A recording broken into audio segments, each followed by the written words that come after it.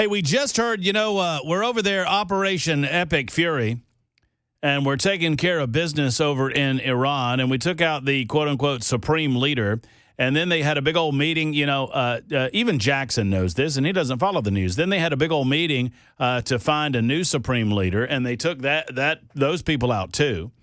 And it's my understanding that now they have the grandson of the former supreme leader who has been nominated to be supreme leader, and we have a quote from him here. It says, "If nominated, I will run as far as I can the other way." That's a joke. Anyway, 615-737-9986, 615-737-9986. Now you know why I don't do jokes on the show. 8 minutes after the hour. Get it? See, if nominated, I will run. If elected, I will run very fast. That's a better way of telling the joke. I think everybody's just annoyed by my stupid accent. Am I allowed to do that, Ken? I just do the news, Brother Murphy. I mean, I feel like I am. I feel like I can do accents. I mean, come on. I did the Trumpy Trump earlier and got some good kudos. Hey, you do a pretty good Trump. I'm not as good as some. Everybody's got a Trump, right? It's like Trump, Arnold Schwarzenegger, and Christopher Walken. Everybody's got an impersonation of all three of those people.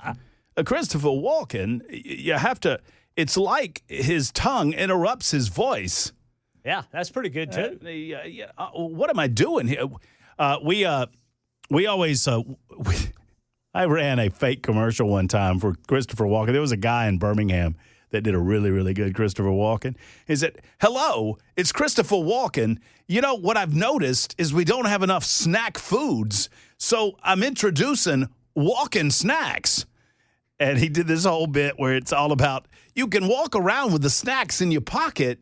You take them out of your pocket, you eat it, and you're full. Walking snacks. I want to talk That's about pretty good, Brother Murphy. I want to talk about anything other than the news because the news is pissing me off. I'll be honest with y'all. It's making him mad. Get on my rant pants here in just a moment. So the joke was funny, accent terrible. That's fair. I'll take it. True. Fair and true. I saw on X that the United States was striking 2D fake plane targets in Iran. Grok said it was true. Have you heard anything about this? Sally, I have not heard anything about that, but, wouldn't surprise me. I mean, heck, we got the bombs. Might as well use them. Perhaps. But I don't know that I would believe anything on the internet about this war that's going on right now because there's so much fake news going on. As we've discussed over the last several days, I mean, you've got people that believe that this is all about the Epstein files. And that's just stupid.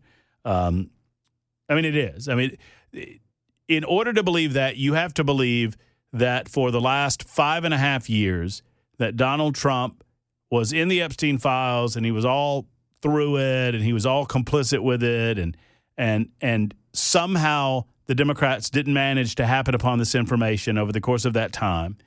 And no one has discovered this information now that many of these files have been released. And I suppose you have to believe that they effectively covered all of this up. Well, if they effectively covered it up, then why did we go to war to cover it up? It doesn't make any sense. The conspiracy theory itself doesn't make any sense. You got all of those conspiracy theories running around on social media platforms. You've got AI generating this nonsense on social media platforms. I wouldn't believe much of anything that I see on the internet regarding the war right now. Believe it if you do your own homework, research it, and verify it to be true for yourself. If you know it in your heart to be true, then I think you can walk with it. And sometimes, even in those situations, you can turn out to be wrong. In the meantime, closer to home, NES is looking as bad as ever. And I do not understand what the delay is, except for the fact that this system, this bureaucratic system, has insulated this lady, Teresa Broyles-Applin, to the point that we are going to, as a community, have to shame her into resignation. The board is not going to fire her. I don't know why they won't, but they won't. Sadly, they've become immune or convinced. I mean, what do they care? They're not making money off all of this. I guess they get a per diem and whatnot, but they are not a paid board at the Nashville Electric Service. I've asked the question repeatedly since all of this began, began, why is there a board? People think I'm crazy. I'm serious. Why is there a board? Oh, well, Matt, they have to set rates. Why can't the Metro Council do that? It's a municipality-owned company. It's a monopoly owned by a municipality, which is in and of itself a monopoly. Yet they insulate themselves bureaucratically from criticism by saying, well, it's not us, it's the board. Well, the board's not elected by anybody. The board's appointed by Freddie O'Connell. Freddie O'Connell goes, well, I can't do anything about it. I can't fire the CEO. Well, why the hell not? Rich wants to talk about it. He is next up on the Matt Murphy Show. Hello, Rich. Hey, Matt. You know, this is all a consequence. It's downstream of what's happening upstream, which is, if I remember correctly, Davidson County, 70% voted for Kamala Harris. This is what they voted for. Sitting in the cold, freezing, and their pipes bursting, 70% of Davidson County voted for that because this is what you get with Democrats. They grift. They don't maintain infrastructure. They're not interested in it. They're just interested in their own benefit. The problem is upstream. So they voted for this. So Davidson County may have voted for it. Sumner County didn't vote for it. They didn't. They've got to extract themselves from NES. Rutherford, they've got to do the work to get out of that. Well, in order to extract themselves, you know what that takes, right? It takes NES agreeing to it. Well, whatever we have to do to get that happen, they got to happen. The problem is they don't have a seat at the table in a way that they need to, and they're stuck with what's happening in Nashville, which is happening with the utility. It's happened with the police force that hasn't enforced things for years because they decided to prosecute a shooting that was justifiable, but they put the officer in jail for over a year. These are all downstream problems, and Nashville is the problem. The people voting Democrat in Nashville are creating. Well, I mean, Rich, you won't get a disagreement from me. I mean, sadly, Mayor Freddie O'Connell, he sits idly by, feckless, and does nothing. And by the way, this Freddie O'Connell will be on 24 hours from now on our radio show. And he knows that I'm frustrated with his leadership or lack thereof. If a leader would step out and say that we demand that the CEO of the Nashville Electric Service be removed from her position, while I cannot force the board to take any vote, I request the board meet. I request the board discuss it, and I would, suggest as the mayor of the city of Nashville that they relook at the leadership of NES. I mean, that's what a leader would do. Instead, he's passing the buck, it seems. And you're right. You're right that we in the outlying communities are left with the residuals of the disastrous consequences that happen in that blue dot in the red state. Yeah, very much so. And it's a problem that has to be solved. If the state has to get involved, we need the state. The fact that Bill Lee hasn't jumped up and jumped into this to use the full authority of the state, I find really disappointing. I'll go a step further. I've been disappointed with Bill Lee, generally speaking, over the last 6 months to a year. Does anyone else get the feeling that Bill Lee has checked out? I do. Oh, he's definitely. I mean, why hasn't the governor taken a leadership role regarding NES? I mean, what is it? And look, I like Governor Lee. He's been on this. I mean, but that's of neither here nor there. When I say that it feels like he has checked out, this was an impact to a major metropolitan area in the state of Tennessee, and absent a couple of sound bites and lip service on the front end, has the governor made any statement about the lack of leadership from NES? Has the governor said anything about removing Teresa Broyles-Applin from her position? Has he said anything about the state of Tennessee doing more to take over those regions that are currently non-represented on the board of NES? I haven't seen anything, Rich. Yeah, I haven't seen anything either. And it really is par for the course for Tennessee GOP politics. I've been watching it for nearly a decade since moving here, and there's a lot of bluster that we're conservative, we hold these values, but it's just all performative. It's for show. And it actually comes down to issues that are affecting the state of Tennessee and the direction and our future and our viability as an economic engine that has been carefully fostered. The Republicans are nowhere to be found. They're just giving lip service to it. Oh, well, we're conservative. It's not happening here. It's like, well, it's happening in Memphis where we've got to deploy the National Guard because the crime is so out of control. It's happening in Davidson County where everything is just going to heck and people sat in the dark and froze during this. We've got problems in other cities. So, okay, what is the state legislature doing? What is the governor doing? Where are they using the power that they have and authority under the Constitution of the state and under those powers to get involved and cure these problems that affect all Tennessee? Well, and I would add to that, Rich, that if you are of the position as a conservative, or in my case as a libertarian, if you're of the position that it is not the role of the state to intervene in these matters, then go say that. At least say something. If you, in any given situation, I'm not talking about the weather situation, but in any given situation, if you are asked for comment, if you do not believe that it is the role of the state to intervene, then say that, as opposed to remaining silent, because we feel like, at least when it comes to this weather situation, I don't feel like there's anyone looking out for us. Anybody. You hit the nail on the head. Nobody's looking out for us. It's all just kabuki theater going on to look good, to build a legacy, to have prestige for a name, instead of what I see Tennessee's history is trying to have good governance that follows what the people have. I mean, look at Davy Crockett, for Pete's sake. He wanted to serve the people. It's the history of Tennessee.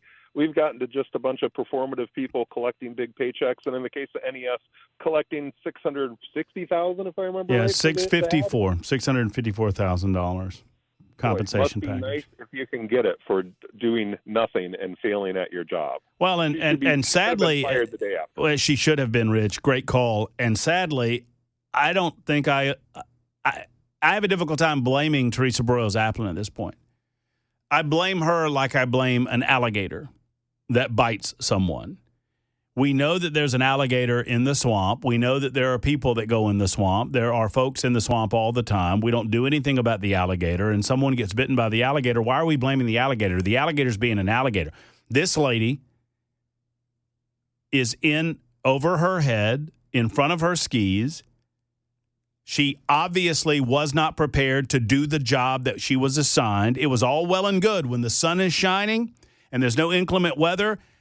That's all well and good. That's great. Canopy looks great. Congratulations. Green energy jobs. Oh, that's great. You got into an arrangement with Phil Bredesen. That's fabulous. But when the crap hits the fan, you are expected to perform. And if you don't perform, then we've got to get somebody else in the game. and if we don't, that's on us. That's on us. The Metro Council could not even move a recommendation for her removal. What more do they need to see? Why are they digging their heels in for this lady? You are paid in excess of $500,000 a year, and it is our expectation that you keep the lights on. That's it. And you failed. You don't get a second chance. Not when people die. Not when people die. Unless you're a part of government, boy, oh boy. And for some reason, they run to public relations firms not to try to get better information to us, but to cover their own butts. To cover their own butts. This commission, and I'm going to tell them this tomorrow, this commission is nothing more than a head fake. It has no authority, has no power whatsoever. What does the mayor and the Metro Council need to see? What possible information could they get that we don't already know? Unless the entire design is to hope that all of us will cool off and forget about this. And for some reason, they're invested more in protecting Teresa Broyles Applin. Well, if that's the case, then we need to speak loudly and clearly. But they don't fear that. Freddie doesn't fear that because he thinks that the dumbass Democrats will vote for him anyway. And I'm sad to report he's probably right. He's almost certainly right. It's 23 after the hour. Mike, RJ, Richard, and Chip, not in that order, coming up next. Super Talk 99.7 WTN. Sorry, I was just speaking to a good friend of mine on the phone. Spame risque. What do you want? I just don't understand why people do the spam thing on the cell. I mean, I guess it works. I don't know. Maybe it's just me. 28 minutes after the hour. Yeah. By the way, just to clarify something. Yes. Where we are in status with abortion legality and illegality in the state of Tennessee versus criminalizing the process against women, not holding any of the men responsible for their participation in the birth of the child, just the woman, even though in some cases, I mean, I could get into all of that. Yes, I do believe that the Department of Children's Services should be a higher priority right now than House Bill 570. We have over 9,000 children in foster care in the state of Tennessee. Do we not care about them? These are lost soul children. We don't have nearly the amount of foster families in the state of Tennessee that we need to have. These are children that are 3 and 4 and 5 and 6 and 8 and 10. And should we not that should be an easy fix. If we, folks, I'm not trying to pick a fight, but that should be an easy fix if we care about life that much. And this conversation is not just about a political football. The state isn't doing what it's supposed to do right by our children. And our state is run by people who claim to be pro-life. And yet children are falling through the cracks on a daily basis.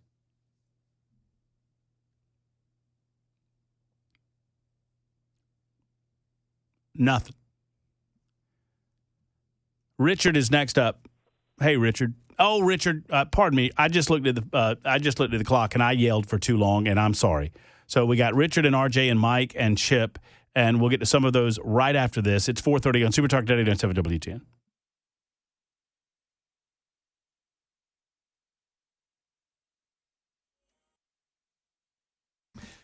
Super Talk 99.7 WTN. You can reach us in a variety of different ways. You can call us up, 615-737-9986. You can text us on the Super Text line. A lot of people making themselves available to the Super Text line, 615-737-9986, or making the Super Text line available to you. And you can also hit me up on social media platforms, at Matt Murphy Show, at Matt Murphy Show. You can find us on a variety of platforms. Watch or listen to the show. We're back up and running on YouTube TV, YouTube, Facebook. I should say Talk TV, YouTube, Facebook, Twitter, Twitch, Rumble. Any of those platforms, just fine. A lot of you gravitating over to YouTube. Chat is insane over there, talking about my comments about DCS versus new abortion laws.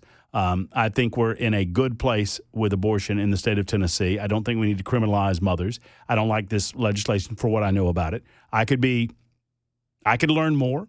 I could be turned into a supporter of the legislation. I could.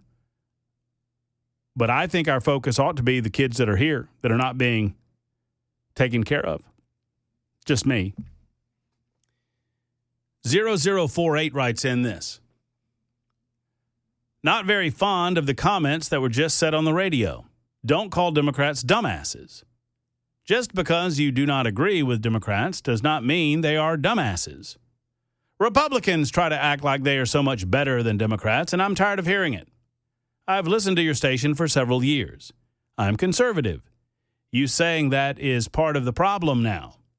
Everyone hates each other because of being Democrats or Republicans, and it is stupid. I don't walk up to someone and say, are you Democrat or Republican, and then decide if I should talk to them or not based on that. I like or dislike people for how they treat others. It is truly getting out of hand. Thank you for the message, 0048. If you have listened to the show for several years now, then you can perhaps, or you maybe know, or maybe you don't. Maybe you've not heard me say it, that I'm not a Republican. I'm not a conservative. I'm a libertarian. I'm a fierce individualist. I believe in treating individuals based on their personal merit, their personal character, and the quality of that character, their integrity, their honesty, etc. I do not. I simply observe the world around me, and I make observations based on those, or I make comment based on those observations. And if you're voting along party lines with the Democrat Party, I don't know what else to call you. What has the Democrat Party done for you, or for anyone? How has the Democrat Party served anyone in a positive way? Everything that Democrats touch turns to garbage. Cities, states, countries. The Democrats of 2026 have sadly become socialists. You know, my observation as an independent commentator is this. And by the way, I align myself far more with conservatives than I do with liberals. I just do. But that doesn't mean that I'm a part of their movement. I'm not. I'm not a part of any movement. But I can't tell you anything that the Democrat Party has championed in my lifetime that has turned out. Nothing. And I'm sad to report in 2026 that today's Republicans are yesterday's Democrats. And today's Democrats are yesterday's socialists. And there aren't any conservatives anymore. Not very many. I believe that it is your responsibility to live a life of your own choosing. It is also your right to live a life of your own choosing without interference from government. Unless and until your rights are being deprived by force or fraud, should the government intervene. The government serves best that serves only when absolutely necessary. That, to me, is originalist conservatism, what I would now describe as libertarianism. That doesn't mean anarchy. That means that we come together in a social construct and we decide how we're going to do our electricity and how we're going to do our roads and how we're going to do our water. And that's just a social contract that we lay out before the people. And if we want to change that social contract, we change the representatives that then go and do so at our demand. We the people. That is indirect democracy, also known as a constitutional republic. I believe in it. Am I harsh? Yes. Do I use nasty language? Sometimes. But 0048, I stand by the comment. If you vote Democrat or if you call yourself a Democrat,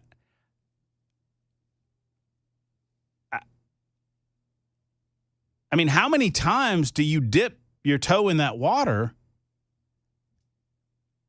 until you realize that it's really acid and it's destroying you and everything around you? I hope I've been clear. Richard is next up. Richard, I'm sorry that you had to wait. Okay. My daughter was murdered in December by her husband. They were in the process of getting a divorce. Oh my goodness!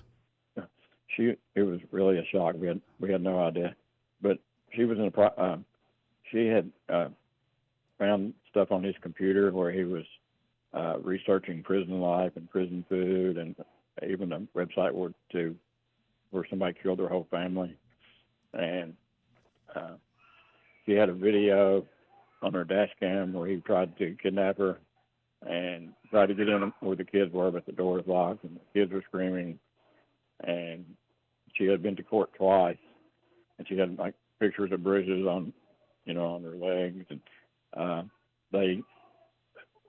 said they didn't have enough evidence to do anything to him, other than they got an EPO against him.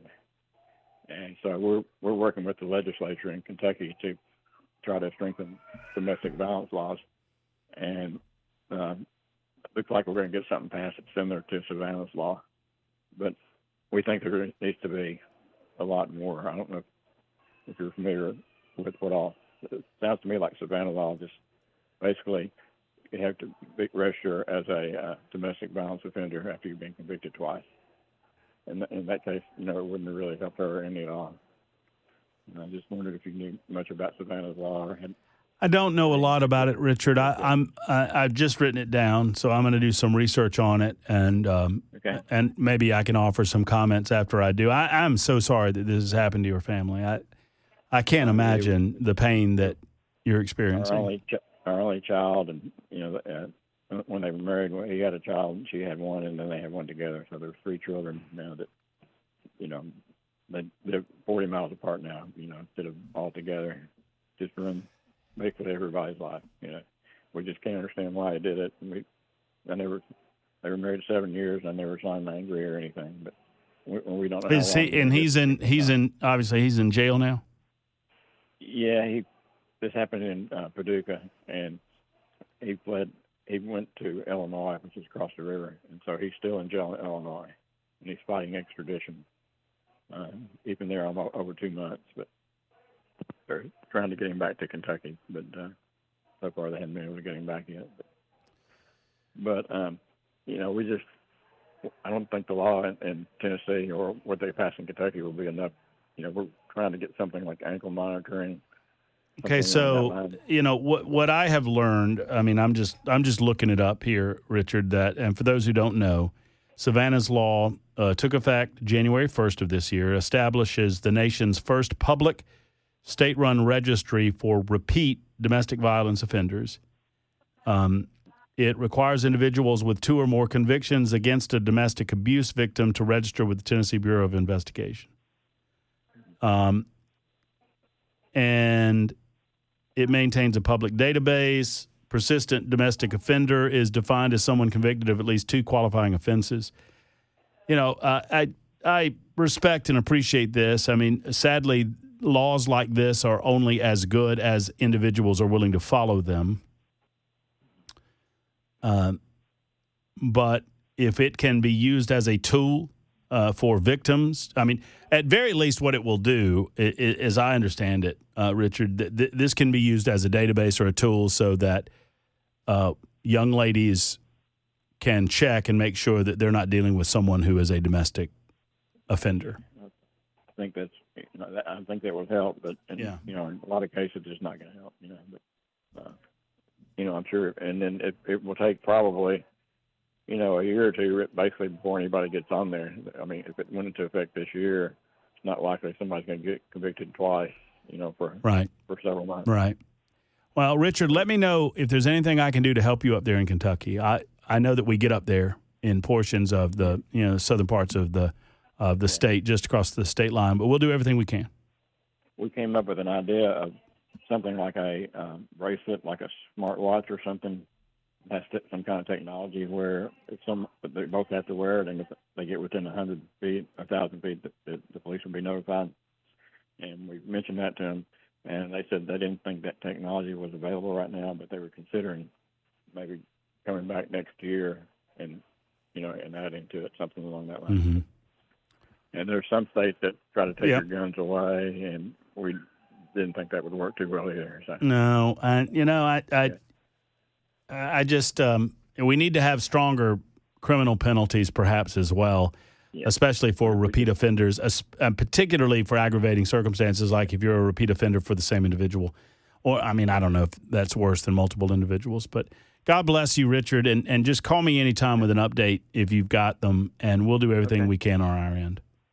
All right, thank you. That's just thank you. That's just very sad. That's just daddy loses his daughter and due to a domestic offender. I wasn't that familiar with Savannah's law, but I just looked it up, and it multiple. If you offend on multiple occasions with domestic violence, then your name goes into a registry, and then people can access that registry, and young women can then, determine if they're in a potentially a dangerous situation. If that's a tool that can be used by ladies to prevent them from walking further down a relationship road that might endanger them, I'm all about it. Let's see. It's Mike in Old It says here that Mike thinks I am spineless. Yeah, Matt, you are. You know what you are? Because you call yourself that. A libertarian, liberal. In other words, you blow each way. And on the Tennessee thing on abortion, you know what? Life begins at conception, Matt. Life begins at conception. And you don't believe that. You believe it's 12 weeks or 12 weeks because you're a libertarian. You're not sure when life begins. So you blow each way. You don't even know what you're doing, Matt. Do you believe life begins at conception, Matt? You cannot, because you have admitted you cannot. You have to say it begins at 10 to 12 weeks, which means you don't believe that. So you know what, Matt? You really are. That's not what I said. And your War Powers Act, Matt, your War Powers Act failed because you're against Trump, and the Democrats are voting against you, Matt. The War Powers Act that you want to bring Trump down on just failed. Trump is now gone, and he's defeating evil. And I want to ask you one last question, Matt. Can I ask you a question? Can I ask you a God or Satan? Can I ask you a question first? You've got 2 ways to go, Matt. Can I ask you a question first? Can I ask God or Satan? Can I ask you a question first? Go ahead, Matt. Go ahead, Matt. Are you going to be a while? Because I'll go get a cup of coffee while you're rambling.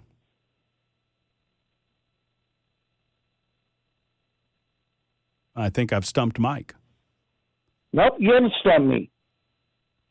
Why do you blow at the wind, Matt? Mike, are you Why out do of you blow left and then you blow right? What is you your have a spine, Matt? What is you your have a spine? What is your alcohol of choice? There you go. See, that's exactly. I knew. I'm just asking. I was going to buy you some.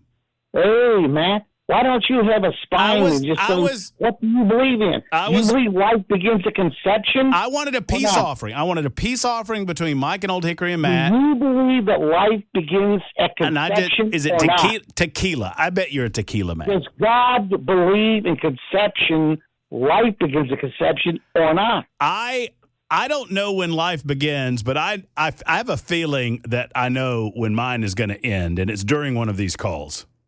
Just call stroke it. Out. Just call it. Just said, you know what? I'm out. I'm not sure when it began, but I am damn sure when it's going to end. It's 53 after the hour on Super Talk.